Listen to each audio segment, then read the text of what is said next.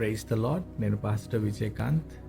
యేసుక్రీస్తు ప్రభువారి నామమున మీకు మా కుటుంబాలకి శుభములు తెలియజేస్తున్నాను. ఈరోజు మీతో ఒక మాట పంచుకోవాలని ఆశ కలిగి ఉన్నాను. అదేంటంటే దేవునికి సాక్షిగా నిలబడాలి. ఆయన చేసిన కార్యాలు, ఆయన చూపిస్తున్న ప్రేమ, ఎప్పుడు అవకాశం దొరికితే అప్పుడు ఆయనకి సాక్షిగా నిలబడాలి. అయితే నిన్నటి దినాన జెమిమా రోడ్రిగ్స్ అని ఒక క్రికెట్ ప్లేయర్, ఇండియా తరపున ఆడుతున్న ఒక స్త్రీ, చూద్దాం తన సాక్ష్యము.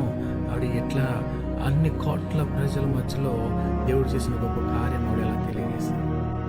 Firstly, I want to thank Jesus because I couldn't do this on my own. I know He carried me through today. I just keep talking to myself. But towards the end, I was just quoting one scripture from the Bible because I had lost energy. I was very tired. I was drained. But one scripture that says, just stand still and God will fight for you. And that's what I did. I just stood there and He fought for me. చూశారు కదా, దేవునికి సాక్షిగా నిలబడడానికి సిగ్గుపడాల్సిన అవసరం లేదు.